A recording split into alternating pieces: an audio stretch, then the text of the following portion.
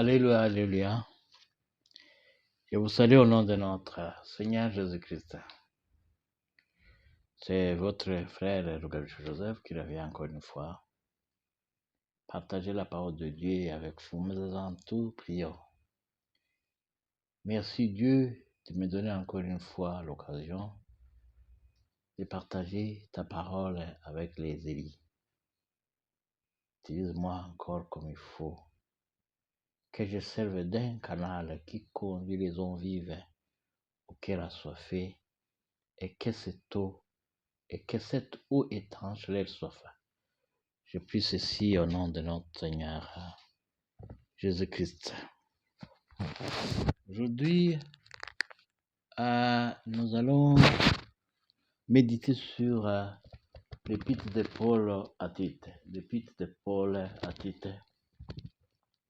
J'ai lu et relu l'épître de Paul à Tite. C'est une épître très courte. Je vais encore vous la présenter d'une manière encore simple pour la rendre encore beaucoup plus digestible. Je vais vous la présenter comme suit. Le problème crétois. Deuxièmement, les comportements que doit afficher Tite pour lui permettre de mieux mener sa mission. Troisièmement, la mise en place des conducteurs dans l'Église, de l'Église. Quatrièmement, le message principal relatif à la sainte doctrine. 5. Le message spécifique, premièrement adressé à tous les chrétiens de Crète. Deuxièmement, le message individuel, message aux vieux, message aux vieilles, message aux jeunes, message aux serviteurs.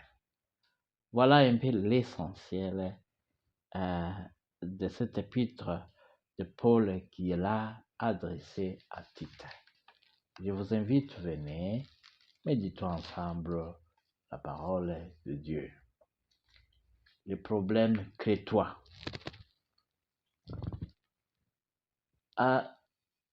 Paul connaissait parfaitement la société crétoise. Il a décrit comme suit. Il dit, parmi les anciens, les circoncis, il y a les rebelles, les insoumis. Il y a les gens qui font des discours inutiles. Il y a aussi des séducteurs qui séduisent les femmes et bouleversent les familles entières. Il continue. Les Crétois, en disant que les Crétois étaient aussi des menteurs. Ils étaient méchants. Ils étaient aussi paresseux. Ils aimaient aussi manger. Il continue. Les Crétois s'attachaient aux fables judaïques. Ils s'étaient détournés à la sainte doctrine de Jésus-Christ. Ils étaient incrédules. Ils avaient la conscience et l'intelligence souillées. Ils étaient hypocrites. Ils avaient de mauvaises œuvres. Et en fait, l'église de Crète n'était pas organisée. Et il n'y avait pas la structure dans cette église.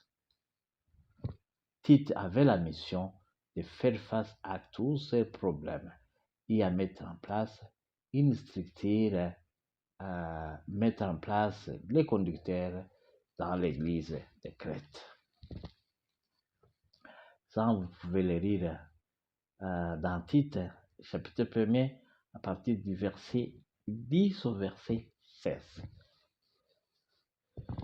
Deuxièmement, le comportement que Tite doit afficher pour pouvoir mener à bien cette mission si difficile à réaliser. Paul ne s'est pas attardé à ce point. Il appréciait d'ailleurs. Il apprécie d'abord Tite. Il appelait son fils spirituel. Comme il est écrit, il dit, à Tite, mon enfant légitime, à notre commune foi, que la grâce et la paix te soient données de la part de Dieu, le Père, et de Jésus-Christ notre Sauveur. Bien que Tite avait un beau témoignage, son père spirituel continue à lui donner conseil.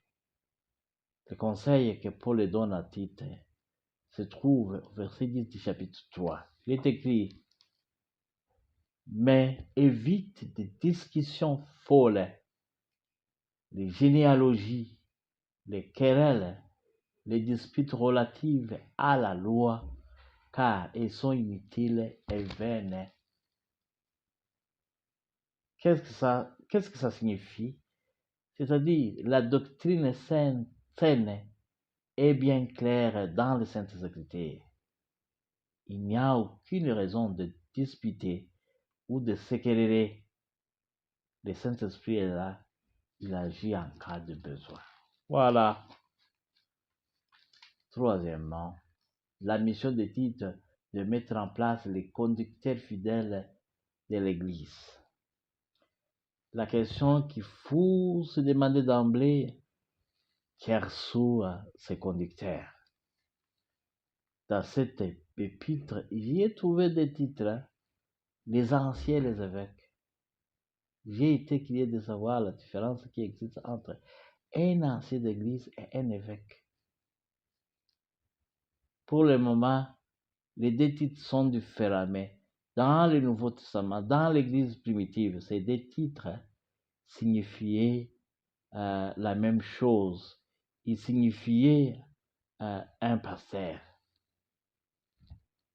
Quelqu'un a dit, il dit, dans le Nouveau Testament, les termes anciens ne se distinguent pas forcément d'autres noms utilisés pour désigner les responsables de l'Église. En effet, l'ancien y est aussi appelé évêque, épiscopos, et sa charge inclut de faire paître l'Église de Dieu, comme il est écrit dans Actes, chapitre 20, verset 28. Il est écrit: prenez donc garde à vous-mêmes et à tous les troupeaux sur lesquels le Saint-Esprit vous a établi évêque pour paître l'Église du Seigneur qu'il s'est acquise par son propre sang. Seulement les titres dans l'Église primitive ne correspondent pas exactement avec les titres actuels. Ce qui compte ici, ce sont les comportements. Paul donne à titre les critères d'éligibilité d'un ancien et ou d'un évêque ou d'un pasteur. Voici ces critères. Un évêque ou un ancien ou un pasteur doit être un homme irréprochable, avoir une seule femme, avoir les enfants fidèles, être intègre, ne doit pas être arrogant, ne doit pas être colérique, ne doit pas être celui qui s'est adonné au vin, ne doit pas être violent ou brutal. Il doit être quelqu'un qui est le bien mal acquis. J'utilise mon langage. Il doit être hospitalier, il doit avoir l'amour avec les gens, il doit être modéré, il doit être juste, il doit être saint, il doit être tempérant, il doit connaître la parole et capable de l'enseigner. À ce stade, j'ai été aussi curieux. Je suis allé dans Actes pour voir les conditions d'éligibilité d'un diacre. Je suis allé dans Actes, bien sûr. Je suis aussi allé dans Timothée pour voir les qualités d'un bon évêque, pour voir si ça correspond à ce que Paul dit à Tite, ou bien pour que tous ces critères puissent venir se compléter ici pour besoin de partage. Quand nous lisons dans Acte 6, nous voyons trois conditions d'éligibilité d'un diacre. Un diacre doit avoir un bon témoignage, il doit être rempli du Saint-Esprit et il doit être sage. Quand nous allons dans 1 Timothée, chapitre 3, verset 2, c'est presque similaire à ce que Paul dit à Tite. Il dit, un évêque doit être irréprochable, il doit avoir une seule femme, il doit être sobre, il doit être modéré, il doit être réglé dans sa conduite, il doit être hospitalier, il ne doit pas s'adonner au vice, il ne doit pas être violent, il doit être capable d'enseigner, il doit être intelligent, il doit être pacifique, il doit être désintéressé et être capable de diriger sa propre famille. À partir de tout ce qui est dit au sujet de la personne de l'évêque ou du pasteur, je trouve qu'un pasteur n'est pas n'importe qui. Je ne juge personne, mais ce qui est écrit dans les Saintes Écritures, c'est contraire à la réalité actuelle. Je fais appel aux conducteurs de nos églises. Est-ce que vous suivez ces critères bibliques dans vos ordonnations? Si oui, que Dieu soit béni. Sinon, il est grand de les corriger. Il est grand de corriger et de suivre ce qui est écrit dans les Saintes Écritures. Le message central ou principal, ça, nous le trouvons dans Tite, chapitre 2, à partir du verset 11 jusqu'au verset 15. C'est là où se trouvent les éléments du message principal. Tite avait pour mission centrale de renforcer la sainte doctrine de Christ. Il lui rappelle qu'ils ont reçu le salut par grâce. Il est dit de vivre conformément au salut, entre autres, renoncer à l'impureté et au convoitisme mondaine.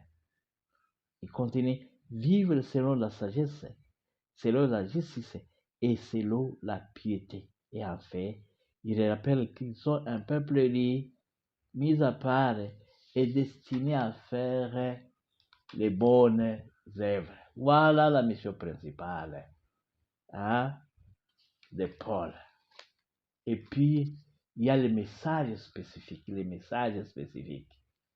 Paul, dans cette épître, il a été spécifique. Il souligne cette fait d'obéir aux autorités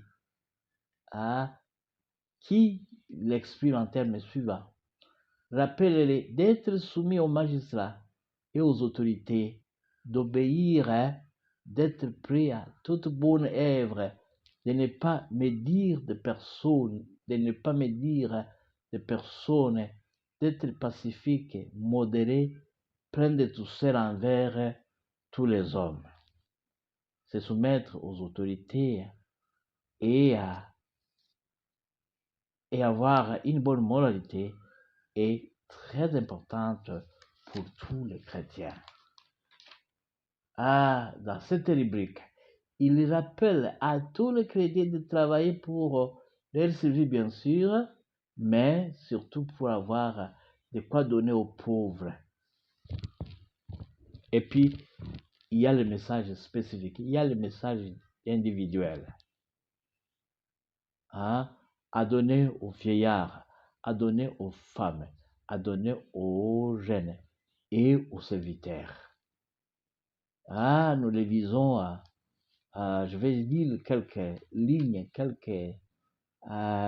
dans chapitre 2, verset 2.